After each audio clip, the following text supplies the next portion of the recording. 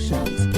I'm your host, Jean Newell, and in the studio with me today is my co-host, Jonathan Lack. Hello, Jonathan. Hello, Jean. Thanks for having me back. Yes, let's talk a little bit about real estate since that's our forte. That's what we talk about. It's everything from foreclosures to Feng Shui, if we don't get done tired of saying that. Jonathan, just as a recap, tell us a little bit about all the things that you provide and services that you have at your offices. Well, Lack & Lack Chartered are transactional real estate attorneys. It's me and my father in practice together. And we also have Waterview Title Services, which is a full-service title insurance agency to assist with the closing of your residential and commercial real estate transactions. And finally, we have Waterview Realty Services, which is our real estate brokerage, of which you are one of my fine agents. Well, thank you very much. And, we're out there. We see everything happening. We see new construction coming out of the ground where we have people that have 30-year-old homes that are trying to sell them, and they're trying to compete with new homes. So we're out there as consultants. We're out there as designers. We're asked all kinds of questions. And today we have a great expert on.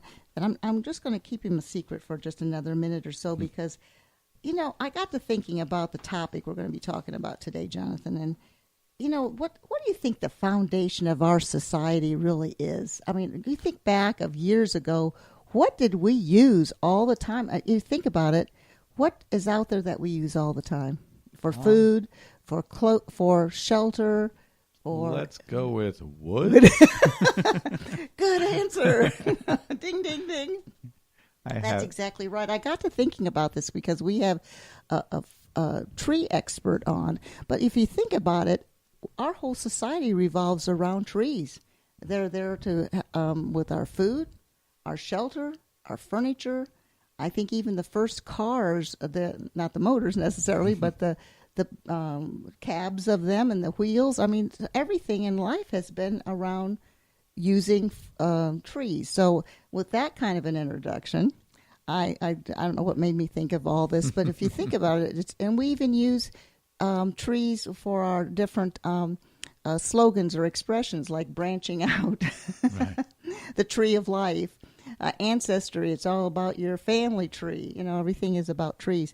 So with no further ado here, I'd like to introduce Christopher Johnson. He is an arbor advocate, and he's a certified arborist, and he is here to explain what an arborist does and why you may need one for your home. Welcome, Christopher, to the show. Hi, Jean. Thank you for inviting me. Oh, well, it's a pleasure to have you here. I always have projects going on at my home, and when I have a project going on, I always think, I bet my listeners would also like to know about this, and I'm having a tree removed out of my backyard. And then that's how we kind of got in touch with each other. But I don't think a lot of people know exactly what an arborist is, because when I ask a couple people, they just automatically go to a forester. They don't think in terms of an arborist for everyday use or for your own family lot or your own family services. Tell us a little bit about what an arborist is and maybe your background and what you have to accomplish and what kind of certifications to be an arborist. Well, an arborist is pretty basically anyone who works in trees professionally. You don't necessarily have to be a certified arborist, although I would recommend hiring a certified arborist if you needed tree work done for a couple different reasons. A certified arborist has taken tests and has a breadth of knowledge that most regular arborists do not, and they're also bound by a certain code of ethics, much as you are, Jean, as a realtor, I'm sure. And there's just the breadth of knowledge that they have is definitely superior to someone who just has a chainsaw and a pickup truck and right. They cut trees. Right. And sometimes we go to the big box stores, or the Home Depots and Lowe's, and we walk in and we see a tree and a barrel, a bucket, and we take it home, and we really have no clue on whether that's right for our soil, right for our lot. We don't know anything about that except that it's $69 and we're going to put it in our trunk of our car. And that's about what people think of when they buy a tree. Absolutely. That's it a lot of the time. And people are upset and they think, oh, I don't have a green thumb, or, oh, I'm lousy at growing things. But maybe they just put the wrong tree in the wrong spot necessarily. Mm-hmm. Many trees have different needs as far as soil acidity or alkalinity. And it's a great idea to consult an arborist before you plant a tree, because it may be a small tree now. 30 years from now, it may be looming over your house, and then it's a real problem, and it's much more costly to maintain than had you planted it in the more appropriate place at your home, or planted a more appropriate tree altogether for what you were looking for. I know we've discussed this. I've been in my home 30-some years, and I seem to not be able to have a shade tree. I want a shade tree in my backyard, and no matter what I plant, it gets to about 10 years, nice and shade tree. I get something fast growing. And my neighbor can have the exact same shade tree, but during a hurricane, mine always come down and theirs doesn't.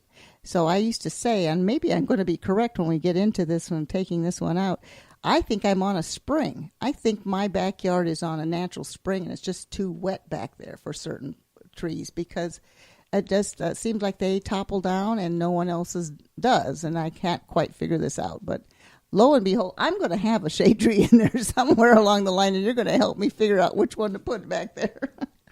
Well, to help our audience out there, as far as Christopher Johnson with the Arbor Advocates goes, when planning a lot, let's say I'm building a new home, and maybe even working with a builder, but they work on the home, they work on the tile, the flooring, the cabinets, all of that stuff, but rarely do we get involved in the landscape design, and landscape design ultimately is very important. Do you assist with both landscape design and what goes into some of the decisions other than simply aesthetics?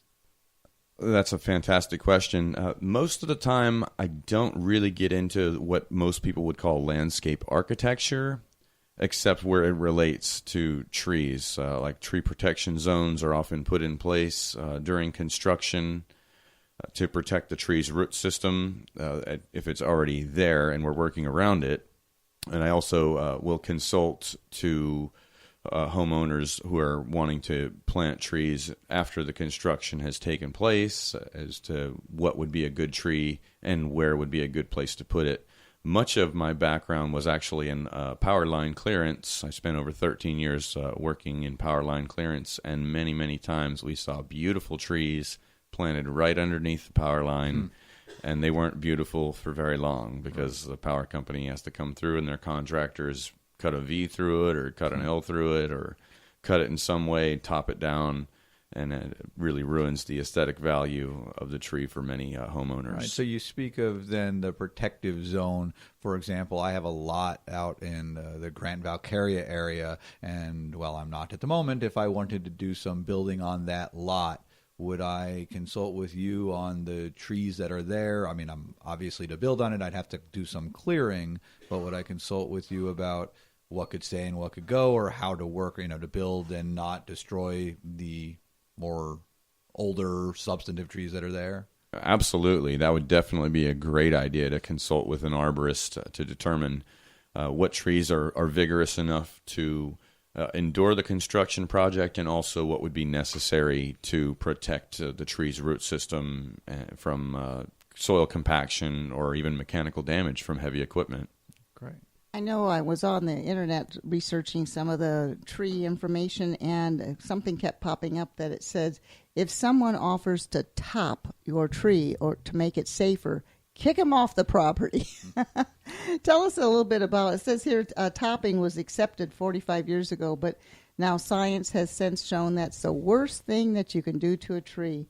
Another bad sign, someone who wants to come in and reshape your trees in such a way that perhaps that's not going to be beneficial for them. Tell us a little bit about this topping off your tree.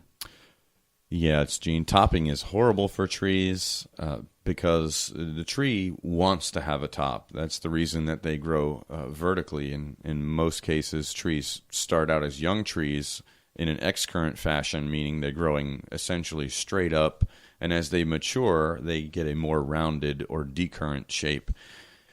When you top a tree, most of the time what happens is the tree will try to replace its top with faster growing, more weakly attached shoots, which become weakly attached leaders, and those are typically the portions of the tree that fail, especially through our rough Florida weather. So we're coming up on hurricane season. Is it start June 1st, July 1st? It's too soon. Whenever it starts, I'm already June 1st. sad. Yeah, June so 1st. We're there, unfortunately. But again, what happens is exactly that. I have a yard full of trees, and I got guys coming by all the time saying, you really need to get those trimmed. What do you recommend is the proper way to go about handling that as opposed to the yard guy coming along and say, I'll do it for $50? Right. I would have an arborist come in, and they can do a risk assessment, which is one of the services that I offer is tree risk assessment. And what they'll be looking for primarily are dead wood, limbs that may be overextended. Maybe you've heard the term lever arm. You can hold 5 pounds close to your body, but when you put 5 pounds out further away, the heavier the load is away from you, the harder it is to hold up. The same is true for forces in a tree, whether it's just gravity by itself or whether it's potential wind-loaded force or any force for that matter. So would you, as part of your services, in addition to the risk assessment, do you provide the trimming service, or do you provide the advice and then recommend a trimmer? Sometimes I will do both. I'm very busy this time of year, and a lot of the recommendations that I make that I can't do myself, I recommend Tree Service Express. Nick Rocco runs that operation. He's an outstanding arborist, and I'm fully confident in his abilities there. So I have no problem referring that out to him and his organization. And I would definitely recommend and toward doing that end, why don't you give us your contact information so if people have questions, they can reach out to you? They can reach out to me at arboradvocates@gmail.com. Okay, great. And Arbor Advocates then is the name of your company. And yes, again, sir. It's Christopher Johnson. And Tree Service Experts, or Express, I'm sorry. Shall we give out this number? Is that good? Absolutely, yeah. 866-412-0820. This is actually how I first got in touch with you, as I had this tree service come out. They came up on Home Advisors, and we like to trust the Home Advisors. One of the things that Brian over at Tree Service Express had told me, I have a Schefflera that my neighbor would cut down from time to time with my permission because he didn't like the leaves falling in his yard. And this last time when he cut it down, it still was about 6 foot tall. He cut all the branches off. Those doggone Scheffleras, grow overnight. It never grew and never grew, and it started to rot. And I said, this is unusual because any time, my mother and father used to take bushes right down to the ground to make them stronger and healthier. And I said, I can't understand. And Brian was telling me that if you use clippers from another, maybe you were clipping a dead tree, branches off of a dead tree that was diseased, and you use those same clippers on another tree, you can actually transfer that disease. Do you see that a lot with trees as well when they're sawing them and so forth?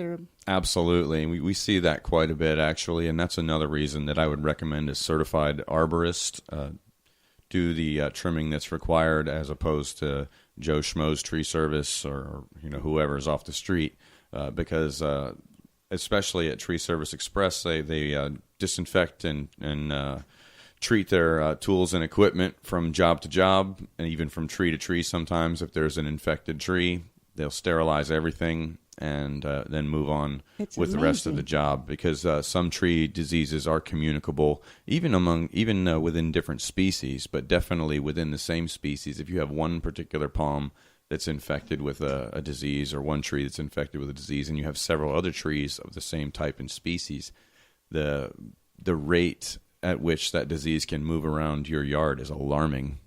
What's that disease that's going around right now in Brevard County and it's affecting some of the palm trees? Tell us about that and how we can correct that. There are a couple. I'll hit on the two main ones. Lethal yellowing disease is one of them. And also the biggest is Texas